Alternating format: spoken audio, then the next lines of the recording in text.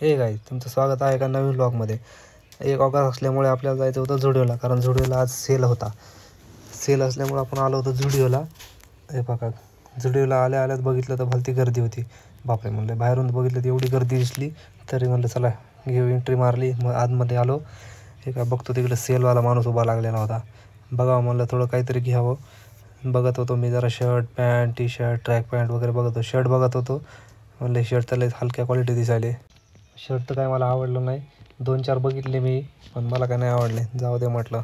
दुसरं बघतो म्हणलं. इकडं आलो, इथं 299चे शर्ट होते, पण याच्यामध्ये साईज बघितली तर साईजच नव्हती, कारण सगळे XXLच होते. XL XXL L मला लागत होतं M साईज. मग इकडं थोडं साईडला आलो. इकडं पण बघत होतो. व्हाईट शर्ट घ्यायचं होतं. व्हाईट शर्ट घ्यावं म्हटलं. त्याच्यात बघतोय भेंडी, म्हणलं त्याच्यात पण व्हाईट शर्टमध्ये साईज भेटत नाही. सगळे L XL XXL मला लागते M साईजचं, पण M साईजचं भेटत नव्हतं. जाऊ दे म्हणलं, ते पण सोडलं मी. मग इकडं आलो.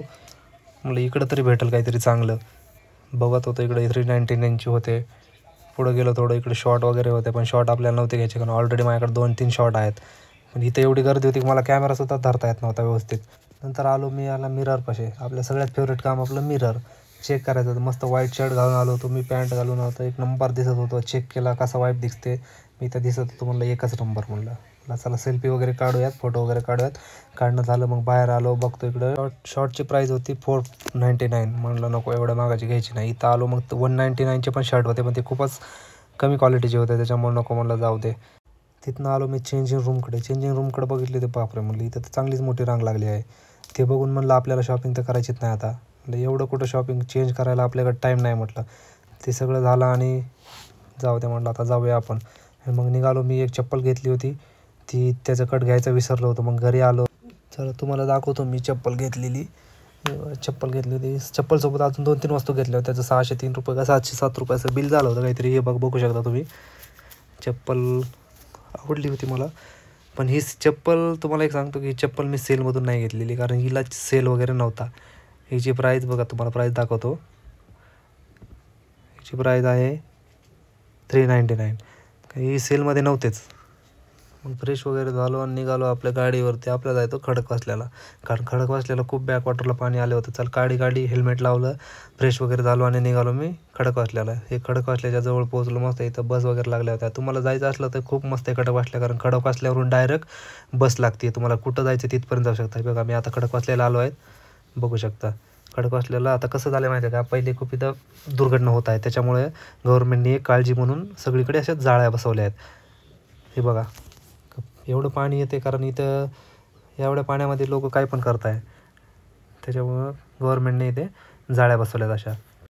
मी तुम्हाला जाळ्यांच्या आतमधून पण व्यू दाखवतो.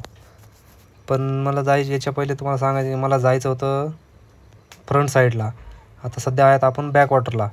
पण इकडचा व्यू बघून मला इकडंच थांबा वाटलं, कारण मी इथंच थांबलो खूप वेळ. आणि आता मला जायचं होतं फ्रंट साईडला, कारण मला लागली होती भूक. हे बघा तुम्ही आतमधला व्यू बघू शकता. कसलं खतरनाक पाणी पळते बघा ना. मला तर मनच भरलं आहे बापरे बघून. पण आता मला एवढी भूक लागली होती तर म्हणलं आता इथं किती वेळ थांबण्यात काही मजा नाही. आता बघितलं तर खूप मन भरलं आहे. म्हणलं आता जाऊया. गाडी केली चालू आणि आलो मी समोरच्या साईडला. समोरच्या साईड होतं, एवढं खतरनाक व्यू होता. एवढं पाणी दिसत होतं, झाडं हिरवेगार. इकडं खायचे स्टॉल वगैरे लागलेले होते. हे नेहमीच असतात, म्हणजे टेम्पररी नाही, परमनंट आहे ते. हे बघा ना पाणी, किती खतरनाक पाणी दिसतंय. म्हणलं आता इथं मला भूक लागली होती म्हणून काहीतरी खावं म्हटलं. गाडी वगैरे लावली. चला म्हणलं बसून खाऊया काहीतरी. गाडी पार्क केली. रोडच्या दोन्ही साईडला बघितलं कोणी वाहन वगैरे येते का, नाही आलं कोणी. रस्ता चेंज केला आणि आलो मी इकडच्या साईडला. बघतो इथं विनोद भेळ वगैरे लागलेले होते. मी नेहमी म्हणजे कधीमध्ये आलो तर एका ठिकाणीच बसतो मी. इथं मग ती स्पॉट बघितला, बसलो. इथूनच मग पाण्याचा व्यू वगैरे व्हिडिओ काढला मी. बघू शकता तुम्ही पाणी वगैरे. यांनी कसं बसायला खूप भारी केलेलं आहे इकडं. हे मला खूप आवडतं इकडचं. मी बघत होतो. मग त्या काकापाशी गेलो. म्हणलं तर त्या काकाला सांगितलं, काका 2 भेळ द्या. त्या काकाने मस्त भेळ वगैरे दिली आहे, बघू शकतो मी. अजून भजे पण 1 प्लेट घेतले, कारण इथलचे थंड वातावरण वगैरे अजून मस्त वाटतं भज्यासोबत. खाणं वगैरे झालं आणि आता जायचा टाईम झालेला होता. मला जायचं होतं हडसरला. सिंहगड रोडवरून आलो मी स्वारगेटला आल्यावर बघतो तर काही इथं भलती गर्दी लागली होती. कारण समजलं मला की ती अण्णाभाऊ साठेंची जयंती होती. म्हणलं आता गर्दीतून वाट काढत आलो मी. कारण पोलिसांनी पण इथं खूप चांगली सोय केलेली होती. मग पुढं आलो कुमार पॅसिफिक मॉल वगैरे होता. जावं म्हटलं पण नको म्हटलं, टाईम नाही आपल्याकडे. आपल्याला फास्ट जायचं होतं हडपसरला, पण त्याच्या आधी जायचं होतं आपल्याला कॅम्पमध्ये खायला जायचं होतं. गाडी काढली, मस्त गाडीवर जात होतो 60च्या स्पीडनं. मग कॅम्पची कमान वगैरे आली. कॅम्पच्या कमानेपासून मला जायचं होतं लेफ्टला. कॅम्पची कमान क्रॉस केली आणि इथून घेतला मी टर्न घेऊन आलो आम्ही इथं श्रीकृष्ण सँडविच सेंटर. कारण हे खूप जुनं आहे आणि खूप फेवरेट आहे. इथली टेस्ट म्हणजे खूपच खत्री आहे. मी याच्या पहिले खूपदा आलेलो आहे बघा. मी घेतलं सँडविच, एवढं जबरदस्त टेस्ट होती. सँडविच वगैरे खाऊन झालं, पण नंतर म्हणलं आता चहा प्यायचा आहे. इथं बघा नाच कॅफे म्हणून आहे कॅम्पमध्ये, त्याच्याच बाजूला होता नाच कॅफे म्हणून. एवढं फेवरेट आहे आणि खूप जुनं आहे. इथल्या कॅफेची म्हणजे खासियत एक आहे की इथं बन मस्का एवढा खत्री भेटतो का नाही. मग मी ऑर्डर दिली बन मस्काची. बघा बन मस्का आलेला आहे. चहा एवढा खत्री होता, बन मस्का तर बापरे म्हटलं खूपच खत्री होता. हे बघा मी खातो आता, एवढा जबरदस्त होता. तुम्ही कधी पण याल इकडे, मी तुम्हाला सांगतो कॅम्पमध्ये आहे नाच कॅफे म्हणून आहे बघा. मी खातो आता बन मस्का. खाता एवढा गुंगून गेलो मला काही समजलंच नाही बघा. शेवटचे 2 पीस बाकी होते फक्त. झालं खाऊन वगैरे झालं. तुम्हाला कॅफेचा लोगो वगैरे दाखवतोय बघा. कॅफे नाज म्हणून आहे. खाऊन वगैरे झालं, गाडी वगैरे काढली आणि म्हणलं थोडं MG रोडला फिरावं. गाडी काढली आणि MG रोडला लागलो. इकडं तिकडं मस्त बघत वगैरे जात होतो. म्हणलं समोर ट्रॅफिक वगैरे होते. थोडं फिरून झाल्याच्या नंतर म्हणलं आता जाऊयात कॅम्पच्या बाहेर. कॅम्पच्या बाहेर जायला निघालो आणि मध्यात लागला 1 नंबर 1 रस्ता आहे बघा.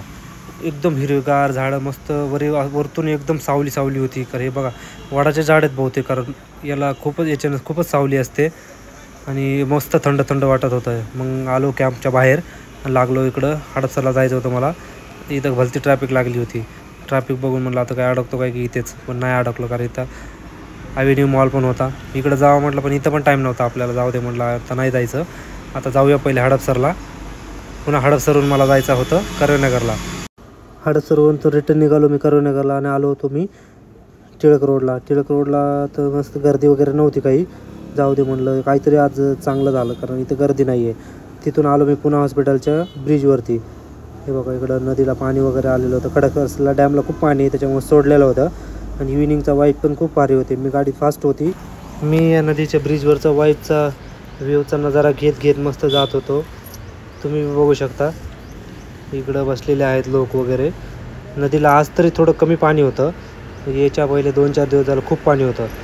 आता बहुतेक तरी सोडलं नाही आहे. मी सकाळी गेलो होतो, सकाळच्या व्लॉगमध्ये आहे बघा स्टार्टिंगला खूप पाणी आहे तिकडं. इकडं सोडलं नसणार आहे बहुतेक. तर तुम्ही नजाऱ्याचा आनंद घ्या आणि व्लॉग कसा वाटला तुम्हाला ते कमेंट करून सांगा. आणि लाईक, कमेंट, शेअर आणि मेन म्हणजे सबस्क्राईब करायला विसरू नका. तुमच्यासाठी मी खूप असेच व्लॉग घेऊन येत जाईल. तर तुम्ही सबस्क्राईब करायला विसरू नका, कारण तुमच्या एका सबस्क्राईबने मला अजून एनर्जी मिळते. भेटूया आपण अशाच नवीन एका व्लॉगमध्ये. Bye, C you.